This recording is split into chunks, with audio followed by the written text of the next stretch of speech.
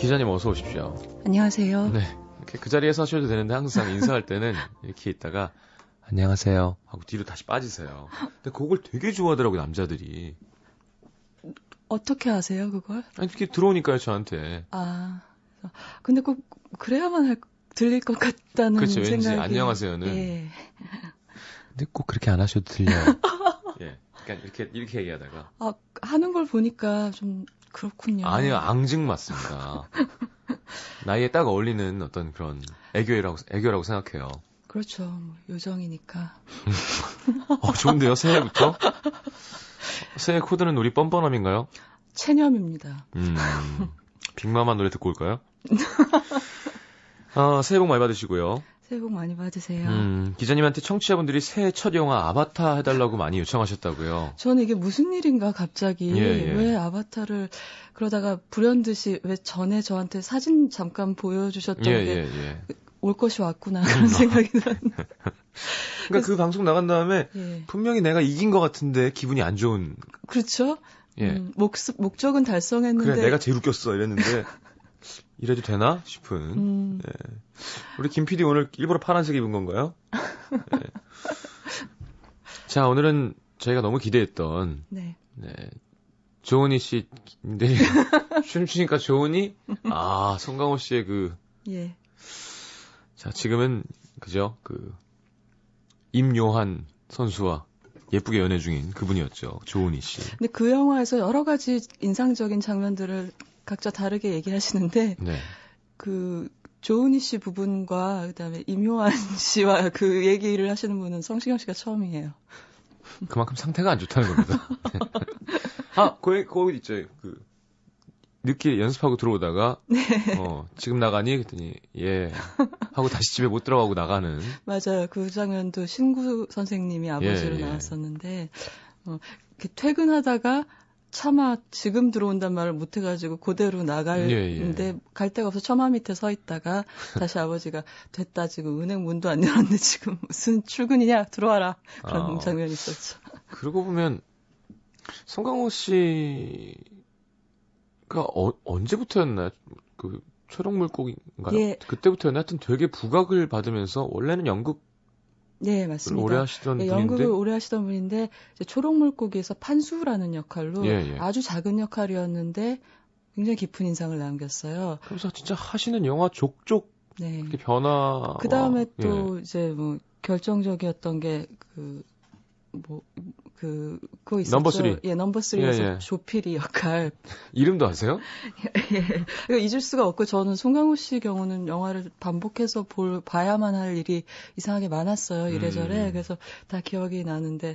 그 원테이크 이렇게 레일 깔아놓고. 예전에 최영이라는 분이 계셨어. 무대 그 정신이 필요하다. 저 외국인 코쟁이 죄송합니다. 외국인을 대할 때도 마찬가지야. 이거 네 살 아니야? 그것이 필요하다. 그게 1분 넘는 것 같은데. 넘버 3에 나오는 모든 송강호 씨의 테이크는 원 테이크라고 알고 있어요. 그러네요. 내가 빨간색 하면 빨간색이야도 임춘애입니다 형님 한 다음에 카트가 탁 넘어간 다음에 부감으로 위에서 잡고 있죠. 배신이야 배반 이것도 그렇지만 그 원테이크라는 의미는 그게 원씬 원컷이라는 의미만이 아니라 이 넘버 3 감독님께서 여러 번 찍지를 않으셨어요. 그러니까 이렇게 좀 다시 가자. 한 번이라고요. 그래서 맞아요. 저 그 얘기 들었어요. 그래서 너무 좀 특이한 케이스인데 그래서 씬을 찍다 비가 갑자기 왔는데 비가 갑자기 올 수도 있지 현실에서도 그러면서 다시 안 찍으셨대요. 그리고 송강호 씨 그러니까 예외 없이 송강호 씨 장면도 다 모든 장면은 원테이크였다고 저한테 말씀을 하셨었어요. 그래서 누구한테 들어가시기 전에 이렇게 막 되게 집중하신다 그러더라고요. 혼자서 계속 이렇게 뭐라 그러나 몰입. 그런가요? 근데 제가 알기로는 그게 아니라 전 흘려들은 거예요. 그냥 헤헤하고 장난치고 막 그러고 계시다가요. 레디 액션 하면 바로 돌변하세요. 진짜? 그리고 또 컷하면은 바로 또 장난치세요. 나오시고? 바로 나오세요. 야, 무섭다. 그러니까 예를 들어서 이게 스타일마다 다른데 김명민 씨 같은 스타일의 배우는 완전히 집중하세요. 말도 안 하고 그냥. 왜냐면은 이제 분노를 하다가 그 사이에 웃다가 다시 그 감정으로 가기까지의 조금 어려움이 있다거나, 그러니까 방법론의 차이예요. 어떤 배우가 더 뛰어나다고 얘기할 수는 없는데, 근데 김명민 씨 같은 경우에는 그렇게 섣불리 뭐 중간에 장난치거나 뭐 다른 감정으로 넘어가거나 이런 일은 잘 안 하시는 걸로 알고 있고, 송강호 씨는 뭐 갑자기 뭔가 딴 일을 하다가도 바로 그 상태, 그 지점으로 바로 직진해서 들어가는. 두 분 다 뭐 좋은 배우인 건 분명하니까요, 그죠? 그렇죠. 말씀하신 대로. 뭐 방법이 아주 전형적인 메소드 배우라고 할 수 있고요. 김명민 씨 경우는. 예. 송강호 씨 경우는 참 뭐라고 표현할 수 없는 배우인데 글쎄 책을 여러 권 쓸 수도 있을 것 같아요. 송강호 씨 연기에 대해서는. 타고난 건가요? 타고난 부분도 있고 네. 뭐 여러 가지 갖고 있는 장점들이 있으세요. 그러니까 가령 진지한 작품 속에서도 어떻게든지 교묘하게 아이러니를 발견해내는 그런 웃음을 줄 수 있는 그런, 그게 꼭 코미디라서가 아니라 그런 어떤 특별한 능력도 갖고 계시고요. 반치광 설명드리면서도 여러 가지 말씀드릴 수 있을 것 같아요. 네, 설명 부탁드립니다. 예. 반치광은 김지훈 감독님의 2000년 작품이고 실질적으로 송강호 씨의 첫 주연작이라고 할 수가 있어요. 영화관에서 본 것 같아요, 요건. 아, 그러셨어요? 예. 근데 당시에 상당히 많은 분들에게 사랑을 받기도 했는데 사실 이 반치광이 기반하고 있는 정서는 예전에 개봉했던 쉐리 댄스라는 일본 영화하고 좀 통하는 면이 있어요. 그러니까 뭐 조금 영화 밖으로 나가서 말씀을 드리자면 우리가 퇴근길에 전철 유리창에 비친 자기 모습을 보면서 약간 슬픔을 느낄 때가 있거든요. 네.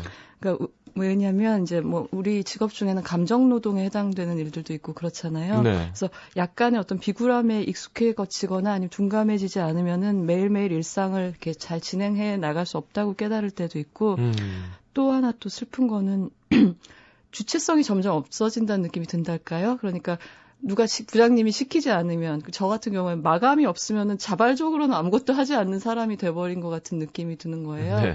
그래서 일이 없으면은 어떻게 놀지도 잘 모르는 그런 생각을 하게 될 때가 있거든요. 그럴 때 이제 자기 자존감을 회복하고 내가 정말 온전한 인간이야라는 느낌을 회복하기 위해서 필요한 일이 그런 것 같아요. 그러니까 저 같은 경우에는 기사 말고 내가 다른 글을 쓸 수 있다는 걸 스스로에게 입증해 보이는 것일 수도 있고요. 네. 뭔가 무용한 일을 하는 거 있죠. 예. 무슨 유용하지 않은 어떤 특별한 유익이나 뭐 목적이 없는 그런 것들을 써먹을 때 뭐 이런 게 아니라 그냥. 그래서 그냥 그걸 즐기기 위해서 뭔가를 배우거나 하는 일들인 것 같아요. 참 같은 얘기도 전 참 이렇게 가벼워 보이게 하는 도조가 있는 것 같아요. 아이 좋아요. 네. 그래서 아이 좋아요 웃긴다. 아이 좋아요. 네. 아니 좋아요라고 했는데 아이라고 나갔네. 알겠습니다. 근데 그게 일종의 말하자면 영화 속에서 보면 그게 공간으로 나타날 때도 있고 어떤 행동으로 나타날 때도 있거든요. 네. 근데 그 공간은 이제 우리말로 풀면은 정확하진 않지만 해방구라고 할 수 있는데요. 왜 외국 서양 영화 보면은 도시 생활에 지친 사람들이 갑자기 뭐 이탈리아 여행을 가서 원기를 회복한다거나 뭐 그런 얘기들 많이 있잖아요. 네.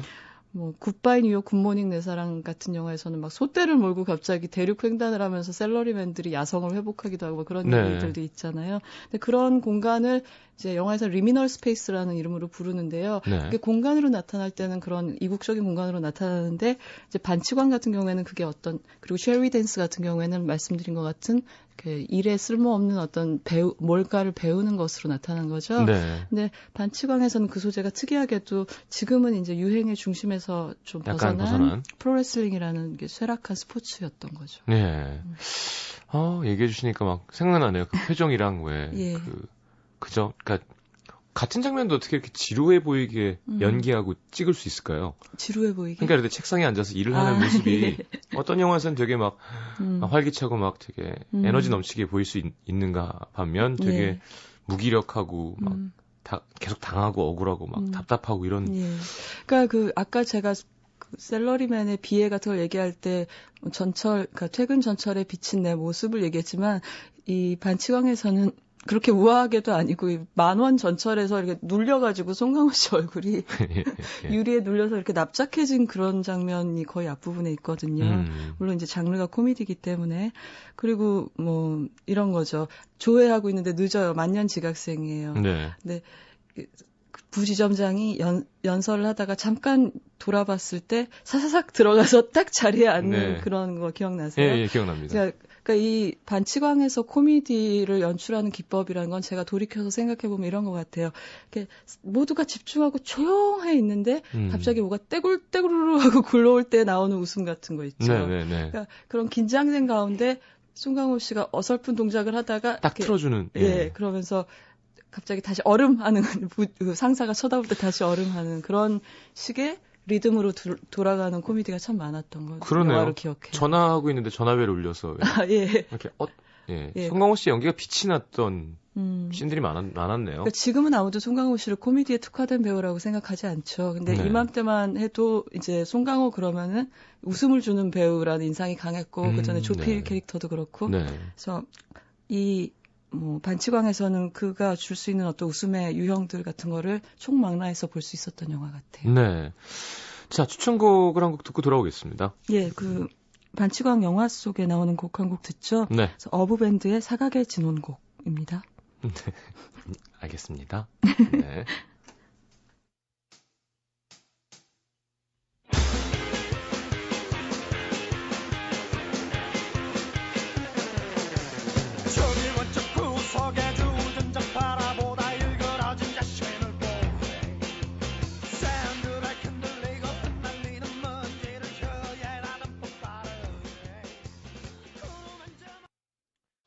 네, 상당히 서정적인 곡이었어요. 어부밴드의 사각의 진혼곡 함께 듣고 왔습니다. 예. 그러면 이렇게 줄거리와 함께 이야기를 막 해주시겠다고 하셨어요. 막 얘기를 하겠습니다. 왔다 갔다 하시면서 해주시겠다고. 예. 그러고 보니까 이 캐릭터 이름도 말씀을 안 드렸네요. 너무 잘 알려진 영화라서. 네. 송강호 씨가 연기한 이 셀러리맨 은행원의 이름은 임대호라고 하고요. 네. 항상 지각도 많이 하고 실적도 부진해가지고 상사 특히 송영창 씨가 분한 굉장히 사디스틱한 부지점장으로부터 표적 괴롭힘을 당한다고 해야 되나요? 헤드락하는. 그렇죠. 그래서 반치광 하면 다들 헤드락하고 세상은 장글이야 장글 하는 대사를 기억을 하실 거예요. 그 헤드락 동작이라는 게 바로 임대호가 겪고 있는 굴욕과 구속을 상징하는 것 같은 단적인 동작인데요. 거기다 아까 나왔던 조은희 씨, 그 짝사랑하는 동료 여직원은 임대호 씨한테 관심도 없고요. 그리고 가끔 이런 애환이나 그런 속갯말들을 친구나 홀아버지한테 해보려고 해도 자꾸 빗나가기만 하는 거죠. 진지한 대화의 장이 좀처럼 마련되지 않고. 그래서 답답한 순간에 있는데 모든 일은 이 헤드록을 어떻게 하면 벗어날 수 있을까라는 마음에서 시작이 되게 돼요. 어느 날 퇴근길에 풀 줄 모르니까. 그래서 퇴근길에서 이렇게 태권도 하는 친구한테 처음엔 조언을 구하기도 하는데 별로 신통한 답변을 못 얻고 그랬는데 이제 퇴근길에 이렇게 우리 그럴 때 있잖아요. 낮에서 밤으로 넘어가는 순간에 가로등이 반짝하고 켜질 때 그때 가로등이 켜지는 순간 레슬링 도장 하나가 딱 눈에 들어오는 거죠. 근데 이 장면을 김지훈 감독님이 어떻게 연출을 하셨냐면 갑자기 바람이 휘 불면서 가랑잎들이 막 굴러가고 그리고 갑자기 불이 켜지니까 마치 다른 차원의 트와일라이트 존 같은 새 차원의 공간이 열리는 것처럼 보이는 거예요. 그러면서 신문지가 날려와서 임대호의 얼굴을 덮었다가 딱 떨어지는데 그때 레슬링 도장이 딱 나타나는 거죠. 그래서 김지훈 감독님 영화의 공간을 보면 이런 식으로 분명히 한국의 현실적인 공간인데도 약간 비현실적으로 연출이 돼 있어요. 그러니까 예를 들면 달콤한 인생에 나오는 호텔 스카이라운지라든가 아니면은 더 옛날엔 조용한 가족에 나온 산속의 산장도 사실 현실 공간인데 뭔가 약간 연극 무대 같은 느낌이 있고요. 장화홍련에 나왔던 집도 그렇고요. 아주 더 넓게 보면 사실 놈놈놈에 나왔던 만주벌판도 현실 공간이긴 하지만 어떨 때 보면 약간 외계 행성 공간 같은 느낌을 주거든요. 그래서 그게 이제 김지훈 감독님 영화 속의 공간 표현의 특징이라는 생각이 들어요. 이야기를 계속 드리자면 이 장항선 씨가 연기한 도장의 관장님은 처음에는 이 말도 안 되는 사람이 와서 횡설수설하니까 받아주려고 하지 않다가 그러다가 체육관에 돈이 필요해져요. 근데 그 돈을 벌 수 있는 방법은 유비호라는 어떤 레슬러를 일본의 프로모터들한테 성공적으로 소개를 하는 건데 그러려면 멋지게 이겨야 되잖아요. 그래서 멋지게 져줄 반칙 레슬러가 필요해지는 거예요. 김수로 씨였죠. 그렇죠. 그때의 몸은 참 예, 예. 지금 모습하고 많이 달랐죠. 머리도 기셨고요. 예. 그래서 결국 체육관에 받아들여지게 되고 그다음에 그 관장과 관장의 딸인 그 고 장진영 씨가 연기한 민영이가 그러네요. 송강호 씨가 연기한 임대호를 훈련을 시키게 되죠. 근데 문제는 원래는 그 유비호 선수한테 재밌고 극적으로 져주는 게 목표였는데 임대호는 운동을 통해서 점점 자부심을 회복하고 삶이 즐거워지면서 네. 이게 쇼가 아니라 사실 프로레슬링이라는 게 이제 쇼잖아요. 네. 근데 쇼가 아니라 꼭 여기서는 이기고 싶은 어떤 처절한 몸부림이 되어버리는 거죠. 여기서도 져야 하나. 그렇죠. 꼭 이걸 이겨야만 이제 어떤 부지점장의 헤드록도 풀 수 있을 것만 같은 생각이 들고 그 중요한 거는 여기서 이 반칙 선수가 쓰게 되는 울트라 타이거 마스크라는 가면이에요. 예, 예. 가면을 빌어서 마치 딴 사람이 될 수 있을 것 같은 자기 최면에 빠지는 거죠. 그래서 그 가면을 쓰고 임대호는 평소에 자기를 괴롭혔던 그 어린 불량배들한테 맞서기도 하고 네. 그때 신하균 씨가 지하철 타고 가는 거 너무 웃겼어요.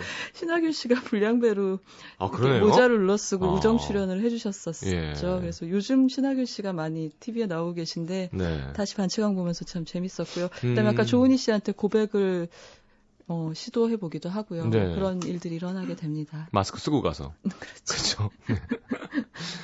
자, 저희는 2부로 넘어가서 더 많은 얘기 나누겠습니다. 광고 듣고 돌아올게요. 어디 가지 마시고요.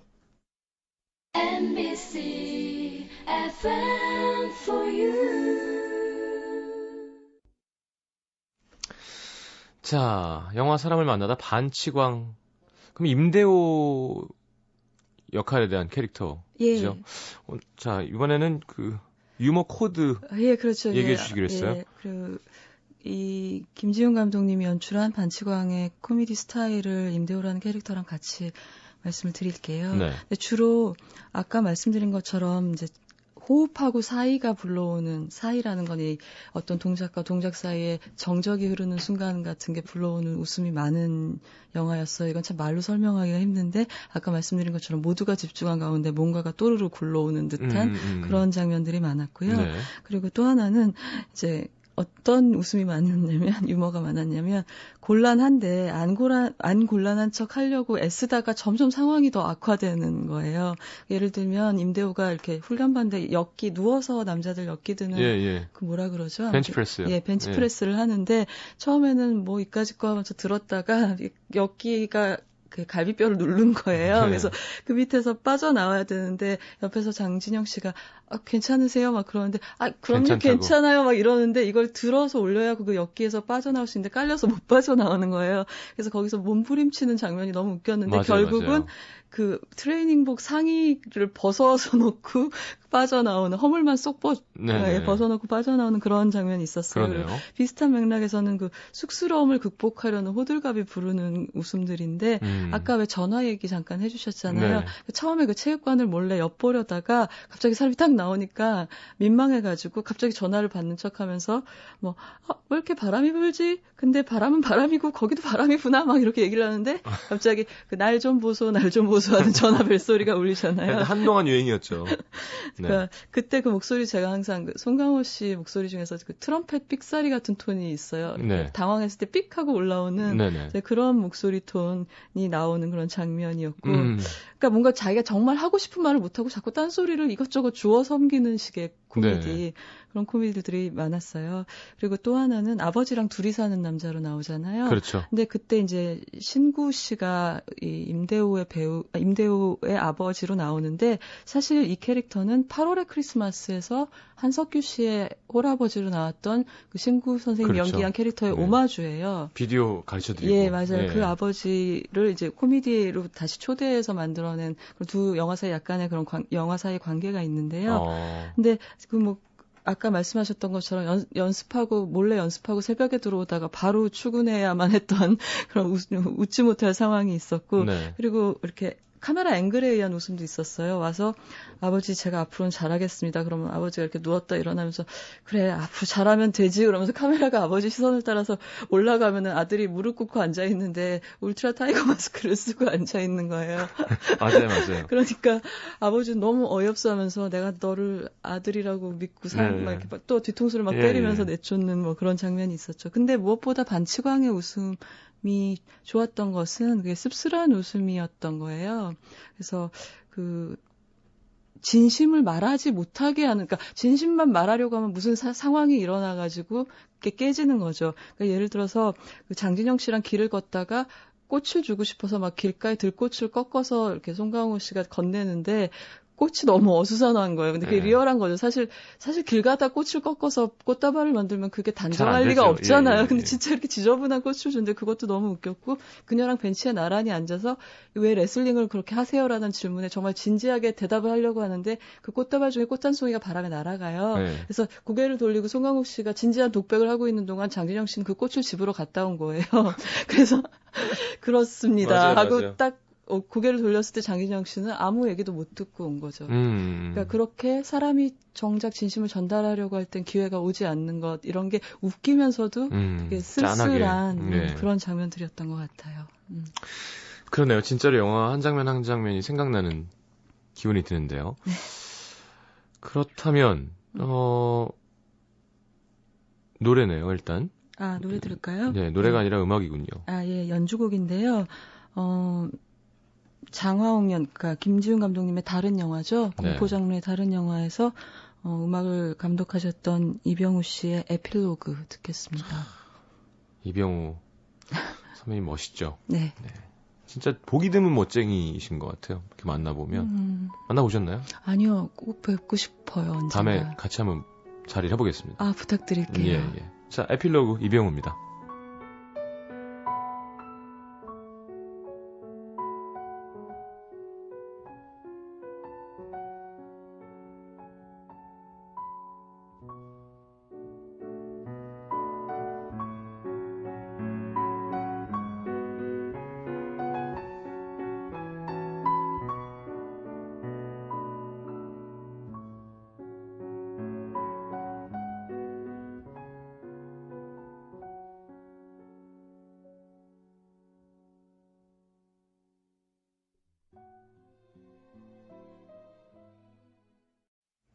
음악의 힘은 참 엄청난 것 같아요. 네. 진짜로. 저희가 시인의 마을이란 코너를 하잖아요. 예. 가끔 좀 잘 듣고 있어요. 재미지게 하는 거지만 그때도 이 음악이 사람에게 주는 왜 그 분위기와 아예 뉘앙스를 정해주니까 풍기는 냄새를 내가 아무리 진지하려고 해도 혹은 내가 아무리 안 진지하려고 해도 음악에 의해서 그러니까 참 음악이 얼마나 중요한가. 같은 라인을 왜 들어도요, 대사를. 거기에 조용히 뭐가 스며들어와서 쿵짝짝을 주는 거랑 그죠. 긴장감, 사랑, 증오 이런 게 다 음악 안에 있으니까요. 이병우 씨 음악 너무 좋죠. 예, 영화 음악 중에 좋은 작품들도 많이 있으시고요. 그리고 지금 말씀하신 대로 음악이라는 게 굉장히 효과가 강렬하기 때문에 영화에서는 잘 다뤄야 될 것 같아요. 그렇죠. 영화에서는 아주 조심스럽게 다뤄야 하는 요소 중에 하나예요. 너무 많이 써도 안 되고. 그래서 아예 음악을 배제하는 감독님들도 있어요. 그렇죠. 그것이 약간의 속임수 내지는 뭐라고 해야 되나요? 거기 이렇게 약을 치는 것 같은 느낌이 들어서 음악을 거부하는 감독님들도 있고, 예전에 저희가 잠깐 말씀드렸던 라스 폰 트리에 감독의 도그마 선언에는 그중에는 이제 음악을 쓰지 않는다, 화면박 음악을 쓰지 않는다라는 규정도 들어있었죠. 그 안에? 그러니까 화면 안에서 나는 음악만 쓴다. 그런. 나중에 입히지 않는다? 그렇습니다. 그렇습니다. 자, 오늘은 기자님이 저보러 얘기를 조금 더 많이 해달라고 얘기를 하셔서 하는 겁니다. 제가 항상 껴들면 저기 주인장께서 많이 아니요, 오늘 이 코너의 주인은 김혜리 기자님이세요. 그래서 오늘은 부탁을 받아서 하는 거니까 소심해져서. 자, 그래서 송강호라는 배우에 대해서 좀 얘기해 주시겠다고요? 예, 제가 뭐 많이는 모르지만 몇 차례 인터뷰한 경험이 있고. 저도 주워 들은 건 또 좀 있습니다. 예, 그래서 말씀드리고 싶은데요. 서두에 말씀드린 대로 이 반치광은 송강호 씨의 첫 번째 본격적인 주연작이고 네. 그래서 본인도 찍고 나서 모든 걸 쏟아냈다고 말을 했었어요. 근데 그러고 나니까 오히려 이 영화가 몇만이 들어야 돼라는 생각보다 초연해지시더래요. 어떻게 돼도 상관없어. 다 쏟아냈으니까. 라는 담은 이렇게 가라앉는 마음이 되시더라고 하더라고요. 근데 되게 잘 됐죠. 잘 됐죠. 그 당시에 박스오피스 규모로서는 아주 잘 된 영화였고요. 네. 그리고 또 기억나는 말이 이 반치광 영화 내에서 희극성이 최고조로 오르는 순간은 연기했던 내 자신이 제일 진지했던 순간이라고 얘기를 하시더라고요. 되려. 예, 진짜 그래서, 몰입해서 했는데 그게 볼 그것이 때는 보는 사람들이 가장 많이 웃었던 순간이라고 네. 얘기를 하더라고요. 그리고 이제 송강호라는 배우를 만나는 감독들은 누구나 그냥 캐릭터를 연기해 주길 바라는 게 아니라 그가 뭘 갖고 들어와 주길 바래요. 작품 안으로.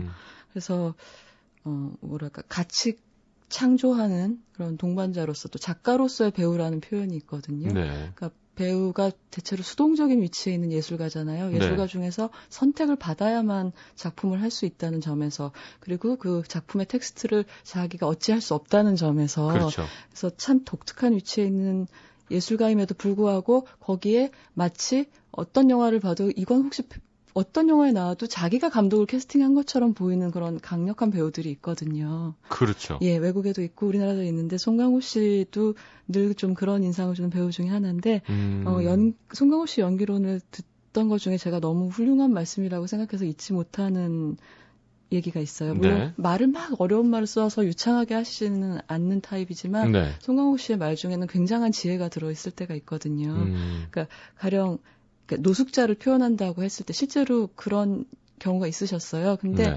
노숙자를 표현하기 위해서 서울역 앞에 가서 이제 뭐 3박 4일을 노숙자랑 같이 지내는 배우도 있을 거 아니에요. 네네. 근데 송강호 씨는 그런 타입의 배우는 아닌 거예요. 그래서 그분이 그러니까 송강호 배우가 했던 말은 우리가 생각하는 노숙자 모습이 몇 가지 있을 거다. 뭐 지저분하다, 뭐 옷이 헤어졌다, 뭐 잘 못 먹어서 피부 상태는 어떻고 이런 그런 전형적으로 떠오르는 노숙자를 구성하는 키워드들, 요소들이 있는데 그 모든 사람들은 흔히 그런 요소들이 노숙자를 형성한다고 생각하지만 배우는 그 모든 걸 뺀 다음에 아주 깔끔하게 평소의 모습에 송강호로서 있어도 그 모든 겉으로 보이는 요소를 빼도 없이. 노숙자에게 하는 요소를 찾아내는 것. 어. 그게 노숙자의 본질이고 배우는 그걸 찾아내야만 한다고 그러시더라고요. 그렇군요. 예. 예를 들어 뭐 요리사를 하려면 예. 그죠? 근데 뭐 네. 이렇게 요리사람은 뭐 옷은 뭐 그렇게 이렇게 입고 입고 뭐 뭐 이렇게 이렇게 뭐. 까탈스럽고 네네. 뭐 덕후 뭐가 예민하고 근데 그걸 모두 제외하고서라도 느끼게 해주는 뭔가. 그러니까 호랑이를 표현할 때 호랑이의 전신을 그리는 게 아니라 고양이 같은 털 속에 있는 발톱 하나를 보여줌으로써 더 호랑이를 실감나게 그의 무서움을 실감나게 하는 게 배우의 역할이다라는 식으로 얘기를 하시더라고요. 그래서 참 갈수록 더 현명해지시기도 하는 배우구나 그런 생각을 했고요. 네. 그리고 또 송강호 씨의 또 특징은 테이크마다 다 틀려요, 연기가. 가령 같은 연기를 5번 테이크를 하면 연기가 다 틀리거든요. 근데 이것에 대해서 이제 전설처럼 내려오는 얘기가 아무 걱정 마라. 그러니까 먼저 같이 작업하신 감독들이 송강호 씨랑 같이 다시 영화를 찍는 후배 감독이 와서 네. 근데 5번 하면 5번 다 틀려요. 그럼 걱정 마. 편집실 가면 다부터 이렇게 얘기를 하신대요. 그래서 제가 어떻게 그럴 수가 있지요라고 물어봤더니 이렇게 설명하셔서 되게 힘들어하시면서 말로 설명하기를 그러니까 A라는 본질을 정확히 잡고 있으면은 그 안에서 A 다시 2를 하든 다시 2를 하든 다시 3을 하든 4를 하든 그 안에 있는 한은 다 A잖아요. 예. 그렇기 때문에 편집실에 가면 다 앞뒤 숏하고 붙을 수밖에 없고 그리고 또 한 가지는 하도 기자들이 물어봐서 그냥 대답으로 생각해내셨다고 하는데 이 순간도 지구가 돌고 있는데 어떻게 내 연기가 앞에 한 테이크랑 똑같을 수가 있겠냐고 그게 당연한 거 아니냐고 대답을 하시더라고요. 네. 예. 그러니까 그런 거 보면은 예. 본능적으로 네. 이렇게 뭐라 그러나 그 감정의 기복이 심하다고 연기를 잘하는 거 아니겠지만요. 네. 그러니까 예를 들어 감정을 쓸 수 있는 힘이 있는 이렇게 들어갈 수 있는 몰입했을 때 약간 우리 한번 회식 때도 그런 얘기를 했습니다만 네. 주변 상황을 신경 안 쓰고 정말로 그 사람이 될 수 있는 건 약간 타고나는 것도 있는 것 같거든요. 그렇죠. 그러니까 누가 나를 보고 있다는 걸 일단 잊어버려야 해요. 되잖아요. 예, 그게 네. 첫 번째 문턱이라고 할 수 있죠. 연기에. 근데 그러면서도 동시에 상당히 되게 똑똑하고 그렇죠. 그러면서도 그러니까 이성을 예, 맞아요. 버리지 않으면서 감정의 끝으로 가는 게 얼마나 말도 안 되는. 그래서 거기에 대해서 제가 되게 좋은 표현을 읽은 적이 있는데 네네. 이자벨 윌베르란 배우가 외국 영화지랑 인터뷰에서 이런 말을 했어요. 네. 배우란 꿈속에서 깨어있는 자다 이런 말. 그러니까요. 그게 되게 이상한 거거든요. 근데 저도 약간 걸쳐있는 아무래도 그쵸, 직업이니까요. 예, 늘 연기라고 표현하시잖아요. 예, 그러니까 무대에서. 예. 놀랍고 멋진 것 같아요. 그러니까 그죠? 격투기 선수가 싸움 잘하면 멋있는 거고. 네. 네. 기자가 멋진 글을 썼을 때 받는 이 사람의 대단함. 좋은 곡을 썼을 때, 뭐, 혹은 요리사가 맛있는 음식을 했을 때처럼. 제가 콘서트에 가서 성시경 씨를 봤을 때 그런. 감사합니다. 네, 새해 복 많이 받으시고요. 예. 근데 진짜 배우는 연기잖아요. 근데 송강호 씨는 모르겠어요. 실제 사람은 제가 뵌 적도 없고. 네. 저는 그런 거 별로 안 궁금하고 그냥 연기가 진짜 멋진 것 같아요. 너무 멋져요, 그냥. 그리고 뭐 또 한 가지 말씀드리면 재밌는 건 우리가 다 송강호 씨 애드리브일 거야라고 생각했던 건 원래 대본에 있고. 네. 이거는 시나리오에 있었을 거야라고 생각했던 건 애드립이고 이런 경우가 꽤 많이 있어요. 근데 본인도 그걸 기억을 잘 못해서 하루는 체크해 보셨대요. 시나리오를 다시 꺼내가지고 영화 찍고 나서. 근데 뭐 그렇다는 거예요. 그건 얼마나 그게 구분이 안 갈 정도로 일체가 돼 있느냐, 또 감독이 얼마나 이 배우를 잘 이해하고 대사를 줬느냐를 두 사람 다 굉장히 잘했다는 걸 보여주는 예인 것 같고요. 근데 뭐 이렇게 훌륭한 배우다라는 얘기를 쭉 했지만 송강호 씨 실제로도 굉장히 유쾌한 분이세요. 그 캐릭터랑 닮은 재미있는 점이 많으세요. 그러니까 그런 일화가 있어요. 김지훈 감독님이었던 것 같아요. 김지훈 감독님하고 이제 회식 같은 걸 하시다가 뭐 그때 그렇게 하면 내가 연기를 어떻게 하냐고 정말 진지하게 화를 내시고 확 뛰쳐나가셨대요. 그래서 분위기가 싸해진 거죠. 근데 뭐 감독님은 그렇지 뭐 저 정도 얘기도 못하면 배우도 아니지. 뭐 당연히 배우로서 할 수 있는 얘기다 이렇게 생각하고 계셨는데, 근데 그렇게 사람들이 뭐 이렇게 얼음이 돼 있는 그 상황에서 갑자기 송강호 씨가 다시 문을 열고 딱 들어오시더니 야 너 일어나봐. 내 지갑 못 봤어? 내 지갑 어디 갔어? 그러고 막 지갑을 찾으시더래요. 네. 그래서 그렇게 긴장했던 자리가 그러니까 이런 거는 임대호하고 좀 비슷한 면모가 있으신 거죠. 송강호 씨가. 실제로 좀 진짜 좋아하시는 것 같아요. 이렇게 얼굴에 화색이 만면한 상태로. 저는 배우들을 처음에 이 일을 시작할 때 저는 배우를 만나는 일이 참 두려웠어요. 그러니까 영화 기자가 되기 위해서 어쩔 수 없이 내가 이렇게 배워가야 한 일의 부분이라고 생각하고 아무래도 연예인이라는 범주에 들어가기도 하고 해서 부담스러웠는데 일을 계속해 나갈수록 배우가 영화에서 가장 신비롭고 파워풀하고 그리고 언제까지나 미스테리이기 때문에 계속 공부해야 되는 부분이라는 생각이 들고 배우라는 인간들에 대해서 점점 더 매력을 느끼고 점점 더 사랑하게 됐어요. 배우라는 존재를. 가수는요? 가수는 어디 갔나요? 가수 어디 갔어? 좋은 거 가수 어디 갔어? 근데 진짜로요. 신승우 선배님 항상 얘기하시지만 가수가 더 배우보다 좋다. 더 어렵고 그래요. 직업군에 대한 어떤 프라이드가 있으시죠. 일단 둘 다 멋있는 거예요. 네. 근데 아마 아는 만큼 좋아한다고 제가 하는 일이 영화 잡지이기 때문에 그래서 알면 알수록 더 좋아졌던 것 같아요. 좋아요. 지금 좋아하시는 게 느껴져서 되게 좋았어요. 추천곡 부탁드립니다. Florence and the Machine? 예, 자주 듣고 있는 요즘 듣고 있는 곡. 플로렌스 앤드 머신의 No Light, No Light 골랐어요. 네, 듣고 돌아오겠습니다.